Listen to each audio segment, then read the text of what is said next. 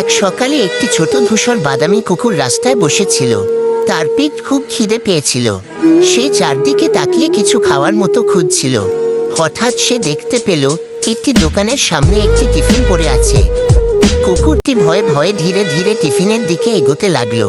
ঠিক তখনই দোকানের মালিক চোখ তুলে কুকুরটিকে দেখে ফেলল। কুকুরটি তৎক্ষণাৎ টিফিনটি মুখে তুলে নিয়ে দৌড়াতে শুরু করলো। দোকানদার তার পিছনে ছুটল, কিন্তু ছোট কুকুরটি খুব চালাক ছিল। একটি রাস্তার বাঁক ঘুরে কুকুরটি নিরাপদ জায়গায় পৌঁছে গেল। সে খুশি হয়ে টিফিন খুলে খেতে শুরু করলো। খাওয়ার সময় হঠাৎ একটি ছোট গাড়ি খুব কাছে চলে এলো।